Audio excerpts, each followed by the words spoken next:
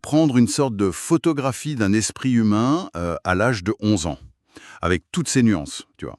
Puis vivre une vie entière, pleine de chaos, de choix, de changements, et reprendre exactement cette même photographie 69 ans plus tard. C'est un concept fascinant, ouais. Logiquement, on s'attendrait à ce que le cerveau ait radicalement changé, non? Totalement. Pourtant, quand on regarde les données de près, la réalité est complètement contre-intuitive. La mesure de l'intelligence d'un individu reste l'un des traits les plus stables d'une vie entière. Presque autant que la taille physique, en fait. C'est fou ça.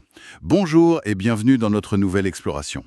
Moi je suis toujours aussi curieux et aujourd'hui on va plonger dans les rouages très complexes de la cognition. Bonjour tout le monde. Je suis ravie d'être là pour décortiquer ça avec toi. Parce que c'est vrai que le mot intelligence, on l'utilise en permanence. Oui, tous les jours, pour dire qu'un tel est brillant ou un peu long. Exactement. Mais ce langage courant, il est super chargé, plein de biais, d'émotions, de jugements de valeur.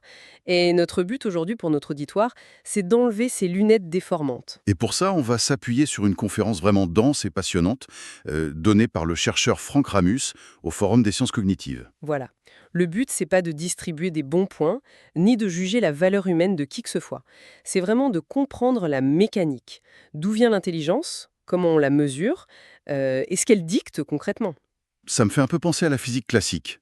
Comment ça? Dans la rue, on parle de la chaleur ou du froid de manière hyper subjective. Genre, il fait un froid de canard. Mais pour un physicien, la température, c'est une équation très stricte de l'agitation des particules. C'est une super analogie. La science cherche l'agitation des particules de notre cerveau, en gros. Mais pour y arriver, la première étape, c'est de redéfinir le concept. D'accord. En labo, il faut que ce soit mesurable. La chercheuse Linda Gottfredson a posé un cadre très clair là-dessus. L'intelligence, c'est pas un talent spécifique, c'est une capacité mentale générale. C'est-à-dire, ça englobe quoi? Ça englobe le raisonnement abstrait, la planification, la capacité à résoudre des problèmes totalement inédits et surtout la vitesse d'apprentissage. Ok, donc une capacité globale. Mais comment on est passé de cette grande idée à une vraie science empirique? Le grand pivot historique, il s'est fait en 1904, bien avant les fameux tests de QI. Ah oui, avec Charles Spearman, c'est ça? C'est ça. Un psychologue anglais, il a décidé d'aller chercher les données directes sur le terrain.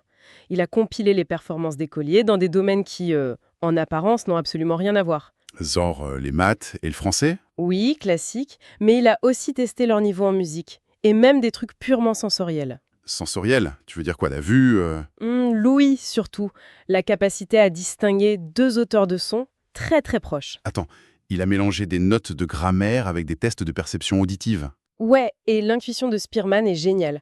Il cherchait un lien, et devine quoi? Le lien était flagrant, Ils étaient tous liés? totalement. Une corrélation positive systématique entre toutes ces épreuves. Les coefficients allaient de 0,5 à 1. Ce qui est énorme en statistique. Massif. Ça veut dire que si un élève a d'excellentes notes en littérature, la probabilité qu'il cartonne aussi en géométrie, en musique et en perception sonore est très élevée. Attends, faut qu'on décortique ça. C'est le cœur du sujet. Faisons un parallèle avec le sport, le décathlon par exemple. Vas-y, je t'écoute. Un athlète super bon sur le 1500 mètres, il a un super cardio, une bonne coordination. Donc, de base, ce sera un nageur ou un grimpeur plutôt décent, même s'il s'entraîne pas pour ça H24. Il a une sorte de système d'exploitation physique de base qui tourne en arrière-plan. C'est ça que Spearman a trouvé pour le cerveau. L'image du système d'exploitation est parfaite. Et pour prouver que ce système commun existe, il a utilisé un outil mathématique, la malice factorielle. Ça sonne un peu technique. En gros, imagine un orchestre symphonique. C'est comme si on utilisait un filtre audio pour isoler la fréquence de base exacte qui fait vibrer tous les instruments en même temps, au-delà de la mélodie de chaque musicien. Ah ouais, je vois le genre. Et cette fréquence cognitive, il l'a appelée le facteur G. G pour intelligence générale. Le fameux facteur G. Voilà. Et ce facteur, à lui tout seul, il explique entre 30 et 50% des différences de performance intellectuelle entre les humains. Ok, donc on a un filtre mathématique sur des notes d'école. Mais aujourd'hui, comment on le mesure concrètement, ce facteur G? On va pas faire passer des tests de musique à tout le monde. Non, aujourd'hui, on utilise des batteries de tests modernes. Binet a commencé et aujourd'hui, on a surtout les échelles de Wechsler. Mais c'est des questions de culture générale, genre la capitale de l'Australie. Pas du tout. Ça, ce serait biaisé par l'éducation. Les tests sont de vraiment la mécanique, le raisonnement verbal, la mémoire de travail, la vitesse de traitement. Et les fameux cubes à manipuler aussi, non? Exactement. Les capacités spatiales. Manipuler mentalement des formes 3D. Et ça nous donne le célèbre quotient intellectuel, le QI. C'est ça. Et c'est là que ça devient un peu dérangeant, en fait. Dérangeant, pourquoi? Réduire toute la complexité, la créativité, les fulgurances d'un esprit humain à un seul chiffre, genre 100 ou 115, c'est brutal, non? C'est un peu comme juger un dîner gastronomique de 3 heures juste par son nombre de calories. La donnée est vraie, mais on écrase toute la saveur du truc. C'est super juste. Et mathématiquement, on va pas se mentir, c'est une réduction. C'est une sorte de moyenne pondérée, en fait. D'ailleurs, les psys qui font passer ces tests ne s'arrêtent jamais au chiffre final. Ils analysent toutes les variations entre les sous-tests. Ouf, ça rassure un peu. Mais, et c'est un grand mais, cette réduction a un pouvoir informatif énorme. Parce que le QI, c'est pas un score absolu. C'est pas genre j'ai eu 20 sur 20. C'est un positionnement sur une courbe en cloche. La fameuse loi normale, avec la bosse au milieu. Voilà. Par convention, on fixe la moyenne à 100 pour un âge donné, avec un écart type de 15 points. Ça veut dire quoi concrètement, l'écart type? C'est la largeur de la cloche. Plus tu t'éloignes de 100 par palier de 15, plus le profil est rare. Sous 70, c'est la déficience intellectuelle. Ça touche environ 2% des gens. Et de l'autre côté? Au-dessus de 130, c'est le haut potentiel intellectuel, le HPI, et ça concerne aussi seulement 2% des individus. D'accord. Donc pour reprendre mon analogie du dîner, le chiffre efface peut-être les nuances de la sauce, mais il te dit clairement si tu es face à une petite collation ou à un immense banquet. Une personne à 132 QI, elle fonctionne différemment d'une personne à 100. Structurellement différemment. La capacité d'abstraction, la densité des liens logiques faits en simultané, la vitesse, ça n'a plus grand-chose à voir. C'est pour ça que c'est un indicateur clinique crucial. Et pourtant, c'est la cible de plein de controverses. Si on regarde la conférence de Franck Ramus, il y a des tonnes de mythes qui s'effondrent. Oh que oui! Prenons le premier point, la stabilité. On entend souvent dire que le QI, c'est super volatile. Genre, t'as mal dormi ou t'es un peu déprimé et boum, tu perds 20 points. Alors oui, tu as une marge d'erreur due à la fatigue le jour J, mais le potentiel de fond de ton facteur G, lui, il bouge quasiment pas. C'est là qu'on revient à l'étude écossaise dont je parlais au tout début. Ouais, cette étude est monumentale. En 1932, ils ont testé presque tous les enfants écossais de 11 ans. Tous les gamins du pays, Oui, quasiment oui. Et des décennies plus tard, les chercheurs en ont retrouvé beaucoup, à l'âge de 80 ans. Ils leur ont refait passer des tests. et bim, 0,73 de corrélation. C'est une stabilité presque jamais vue en psychologie. 69 ans plus tard, malgré les guerres, les métiers, les maladies, ton score à 11 ans prédit largement tes capacités à 80 ans. Mais attends, si c'est si figé que ça, qu'est-ce qu'on fait de toute cette industrie des applications d'entraînement cérébral là? Tu sais, les petits jeux sur téléphone qui te promettent d'augmenter ton QI. C'est du flan, hein? Les données sont très cruelles pour eux. Une grande méta-analyse a compilé plein d'études là-dessus. En s'entraînant spécifiquement, on gagne en moyenne 4 petits points de QI. 4 points, donc le chiffre monte un peu, mais on devient vraiment plus intelligent. C'est un peu comme se mettre sur la pointe des pieds quand on te mesure à la toise. Le chiffre est plus haut, mais t'as pas grandi d'un centimètre. C'est exactement ça. S'entraîner au test, en fait, ça corrompt juste l'instrument de mesure. Ton cerveau s'habitue à la mécanique du petit jeu vidéo, mais ça se transfère absolument pas dans la vraie vie face à un problème inédit. C'est pour ça que les vrais tests du QI sont pas en libre accès sur Internet. Bah oui, les psys les gardent sous clé. Si tu connais les questions, le test perd toute sa validité scientifique. Logique. Allez, deuxième dogme massif à déconstruire. Ça, on l'entend dans toutes les écoles. La théorie des intelligences multiples de Howard Gardner. Ah, le fameux mythe des 8 intelligences. C'est ça. Le discours genre moi j'ai une intelligence kinesthésique » ou « j'ai un cerveau hyper littéraire mais zéro logique spatiale ». L'idée qu'elles sont toutes indépendantes. C'est une théorie super séduisante, philosophiquement et pédagogiquement aussi. Mais la conférence de Ramus la pulvérise d'un point de vue scientifique. Pourquoi Gardner s'est trompé dans ses tests? C'est pire. Il ne les a jamais testés. Il a juste listé ses différentes capacités et il a décidé, arbitrairement, de les appeler intelligence indépendante. Attends, c'était juste un postulat théorique. Il a rien vérifié du tout. Rien du tout. Et quand d'autres chercheurs se sont dit « Tiens, on va créer des évaluations pour tester cette indépendance », ils sont retombés pile sur ce que Sperman avait découvert un siècle avant. Tout est corrélé. Exactement. L'intelligence verbale, logique, spatiale, tout ça c'est corrélé positivement. Elles boivent toutes à la même source, le facteur G. Donc l'idée qu'on a juste un type d'intelligence et pas les autres s'effondre face aux données empiriques. Ça remet pas mal de choses en question, surtout dans l'éducation. Complètement. Et, du coup, poussons le truc plus loin. Si cette puissance globale existe, qu'elle est unifiée, stable, à quoi elle sert dans le monde réel, en dehors des bancs de l'école ou du cabinet du psy? Le facteur G, c'est l'un des prédicteurs les plus puissants des trajectoires de vie. Ça anticipe très bien la réussite scolaire, ça on s'en doute. La corrélation est entre 0,44 et 0,60. Et pour le travail, la réussite professionnelle. Ça anticipe super bien la performance technique au boulot aussi. Même le compte en banque? Genre, OQI égale grosse richesse. Alors, là c'est plus lâche. La corrélation existe, elle est positive, mais elle est beaucoup moins forte. Pourquoi? Parce que tes revenus dépendent vachement de tes choix personnels et de tes valeurs. Un génie cognitif peut très bien décider d'être prof d'histoire de l'art ou ébéniste plutôt que trader à Wall Street. L'intelligence ne donne pas forcément l'appétit pour l'argent. C'est assez logique. Mais là où la conférence devient vraiment vertigineuse, je trouve, c'est sur la question de la santé et de l'espérance de vie. Ah oui, l'étude sur les conscrits suédois. 1 million de soldats suivis sur des décennies. Les résultats sont effarants, non? C'est d'une robustesse incroyable en épidémiologie. Ils ont croisé le QI mesuré à 18 ans avec le taux de mortalité sur 20 ans. Et le résultat? Le groupe avec le QI le plus bas avait un risque de mortalité 3 fois supérieur au groupe avec le QI le plus haut. 3 fois supérieur. Mais pourquoi? Enfin, je veux dire, c'est pas parce que tu sais résoudre un Rubik's Cube que ça t'empêche de faire un infarctus. Bien sûr que non. Mais c'est là qu'on parle de charge cognitive. La vie moderne est d'une complexité dingue. Genre, comprendre une notice de médicament? Exactement. Comprendre une notice avec plein d'effets secondaires, interagir avec la sécu, évaluer les risques à long terme de fumer ou de mal manger, faire le tri dans des conseils médicaux contradictoires. Tout ça, ça demande un facteur G élevé. Ah ouais?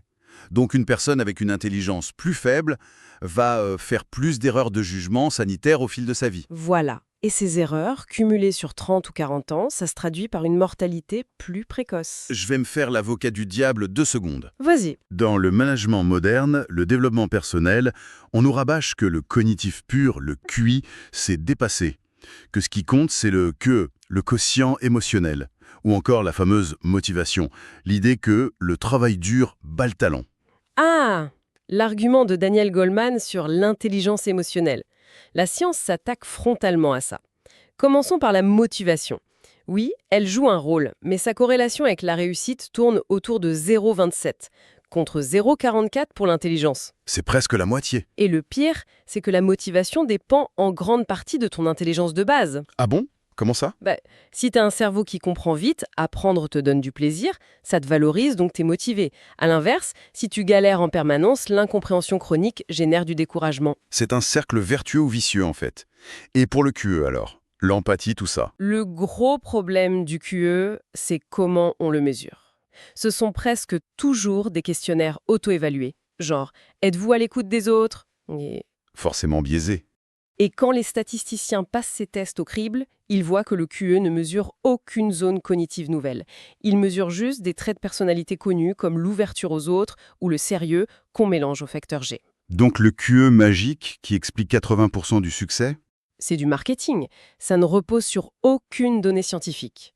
L'équation intelligence générale plus trait de personnalité, c'est largement suffisant. Bon, ça nous amène au sujet le plus inflammable de toute cette littérature. Je vois très bien de quoi tu vas parler.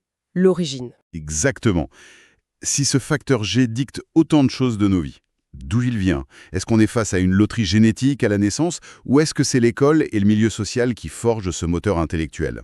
La fameuse bataille nature contre culture. La science a mis en siècles à trancher. Au départ, on a juste une observation. Les parents avec un gros QI ont souvent des enfants avec un gros QI. Corrélation de 0,68. Sauf que ça prouve rien. Des parents intelligents ont souvent une maison remplie de bouquins, ils font des musées. L'environnement pourrait tout expliquer. Ou l'ADN. Pour trancher ça, il faut regarder des cas exceptionnels, les adoptions et les vrais jumeaux. Les jumeaux séparés à la naissance, c'est ça. Oui, de vrais jumeaux partagent 100% de leur code génétique. Si tu les sépares à la naissance et qu'ils grandissent dans des milieux totalement différents, Leur QI reste similaire à l'âge adulte. d'une similitude troublante. La corrélation frôle les 0,85 C'est hallucinant. et les études sur les enfants adoptés confirment le reste. Tes parents adoptifs te donnent un cadre, une culture, des valeurs, mais n'ont aucune influence biologique. Et le verdict, aujourd'hui, soutenu par la génétique moderne, c'est clair. La variance de l'intelligence s'explique à environ 50% par nos gènes, des milliers de petits gènes. Et les autres 50%? L'environnement. C'est un partage parfaitement équitable, 50-50. Ah, c'est du 50-50 net. Alors, regardons un peu la moitié environnementale, parce que c'est la seule sur laquelle la société a du pouvoir finalement.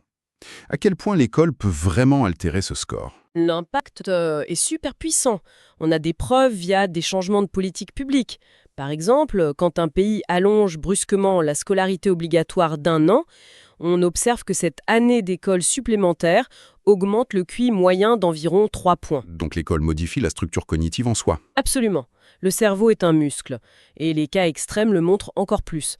Si on sort un enfant d'un foyer très toxique ou maltraitant, et qu'on le place dans une famille stimulante, son QI peut faire un bond de 20 points. 20 points, c'est un changement de vie complet. Ça modifie totalement ton horizon social et scolaire, oui. Mais attends, ce qui me frappe dans ce 50-50, c'est l'imbrication des deux. C'est-à-dire? Une immense bibliothèque dans le salon, c'est de l'environnement, on est d'accord? Oui. Sauf que cette bibliothèque, ce sont les parents qui l'ont achetée. Et peut-être que ce sont leurs propres capacités génétiques qui les ont aidés à faire de grandes études, pour avoir le bon salaire, pour acheter ces livres. Donc la génétique a carrément créé l'environnement. C'est le serpent qui se mord la queue. C'est une excellente remarque. En science, on appelle ça un facteur confondu. Un facteur confondu. Pendant des années, on voyait que la richesse de la famille était corrélée au QI de l'enfant. Et les gens disaient, regardez, c'est la preuve du pouvoir de l'argent et de l'environnement. Bah oui, ça paraît évident. Sauf qu'avec la génomique aujourd'hui, on sait qu'environ la moitié de cette corrélation n'a rien à voir avec l'environnement. C'est de la génétique pure. Les gènes qui ont aidé les parents à grimper l'échelle sociale sont transmis à l'enfant. Ça donne l'illusion que c'est juste l'environnement matériel qui joue. C'est implacable comme mécanique. Et ça nous oblige vraiment à repenser nos jugements sociaux. Ce qui m'amène à une question un peu plus éthique. Est-ce que cette puissance cérébrale dit quoi que ce soit de la morale d'une personne? La littérature est formelle. L'intelligence et la morale sont totalement orthogonales. Ça n'a rien à voir. Donc on peut être un génie et être une ordure. Tout à fait. Ton cerveau peut inventer un vaccin pour sauver des millions de gens ou il peut concevoir une fraude financière colossale pour ruiner des retraités. L'intelligence n'est qu'un processeur. Elle n'a pas de boussole morale. Pourtant, j'ai cru comprendre qu'il y avait un lien avec la criminalité. Oui, il y a une corrélation négative. Les populations incarcérées ont, en moyenne, des scores de QI plus faibles. Si l'intelligence ne dicte pas la morale, comment on explique ça? C'est lié à la vulnérabilité socio-économique. Une intelligence plus basse rend l'adaptation à une société hyper complexe beaucoup plus difficile. Ça t'enferme plus souvent dans la précarité. Quand tu fais face à une crise, tu as moins d'options à ta disposition. Donc la probabilité de franchir la ligne rouge augmente. Voilà. Ou simplement de se faire attraper par manque de planification. C'est pas une question de malveillance innée. C'est une vulnérabilité face aux contraintes du système.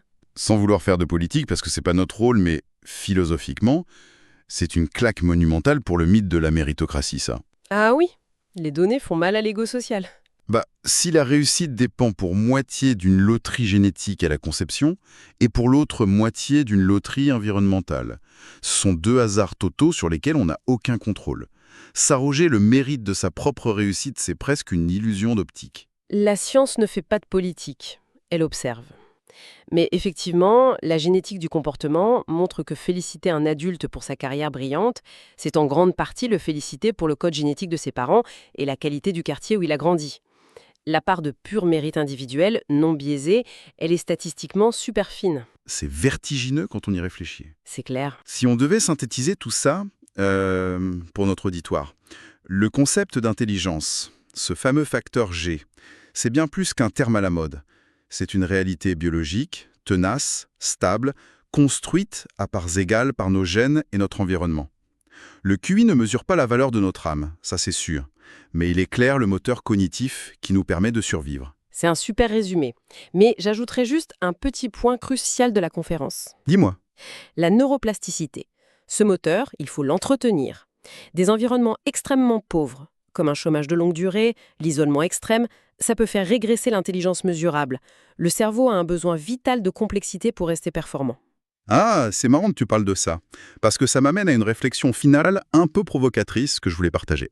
Je t'écoute. Aujourd'hui, on est en train de déléguer massivement tout ce qui est raisonnement complexe, mémoire, planification, à l'intelligence artificielle. On lui demande d'écrire, de coder, de synthétiser nos infos, C'est vrai. sachant que le facteur G humain a besoin d'entraînement et s'étiole quand il est sous-stimulé. Est-ce que cette IA qui fait tout à notre place sera l'outil ultime qui démultiplie notre esprit? Ou est-ce que ce sera une sorte de plâtre super confortable qui finira par atrophier la mécanique de notre propre intelligence originelle? C'est la grande question des prochaines décennies. Une vraie réflexion à garder en tête. Merci à tous d'avoir suivi cette plongée dans les mystères du cerveau et à très bientôt pour une nouvelle analyse.